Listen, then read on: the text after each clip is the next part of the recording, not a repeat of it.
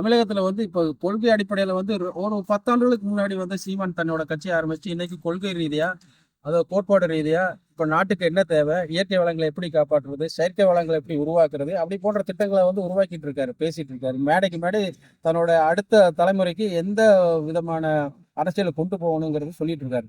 ஆனா நம்ம விஜய் பார்த்தீங்கன்னா இப்போ இருக்கிற ஜென்ரேஷனுக்கே வந்து தன்னை நாடி வந்தவங்களுக்கே வந்து ஒழுங்கா பாடம் கற்பிக்காம அவங்களும் ஒரு விசிலடிச்சாங்க. கொஞ்சம் ஐந்து அறிவு ஜீவிகள், தனக்கும் எதுவும் தெரியாது, இங்க வந்திருக்கவங்க எதுவும் தெரியக்கூடாது அப்படிங்கிறதுக்காக தான் அவங்களுக்கு கட்சிக்கு பொறுப்பு கொடுத்தவங்களை ஆளுகளை பார்த்தாலே தெரிஞ்சிடும், அவங்களோட பேச்சுக்களை பார்த்தாலே தெரிஞ்சிடும்.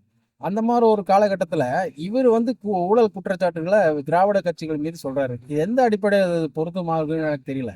எதுவுமே செய்யாம இவர் வந்து இம்போர்ட் கார்களை வந்து இம்போர்ட் பண்றதை வந்து சில வரிகள் ஏய்ப்பு, படங்களுக்கு வரி ஏய்ப்பு, இதெல்லாம் ஏகப்பட்ட குற்றச்சாட்டுகள் இருக்கின்ற சூழ்நிலையில இவருக்கு பிஹைண்ட் ஆஃப் தி ஸ்கிரீன் யார் இருக்கிறாங்க? அண்ணாமலை. எப்படியோ அவர் தான் அண்ணாமலை தான் ஆட்டி படைக்கிறாரு அப்படிங்கிறது தான் இப்போ ஒரு உண்மை. அதாவது திமுக அதிமுக ரெண்டு கட்சி ஏதோ ஒரு கட்சியை வீழ்த்தணும், அதுக்கு உண்டான கான்செப்ட் யார் கொடுக்குறாருன்னா அண்ணாமலை தான் கொடுக்குறாரு. அதே வாந்தி எடுக்கிறது தான் விஜயோட வேலை.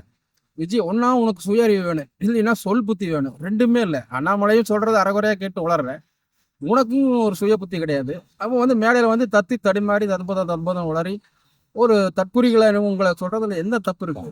அதனால தப்பே கிடையாது. அதனால நீங்க தற்குறி ரேஞ்சில தான் இன்னமும் தொடர்ந்துட்டு இருக்கீங்க. இதுல இருந்து மேல வர்றதுக்கு பாருங்க. மக்களுக்கு உங்களுக்கு செல்வா கேட்கறத ஒழுங்கா பயன்படுத்துங்க.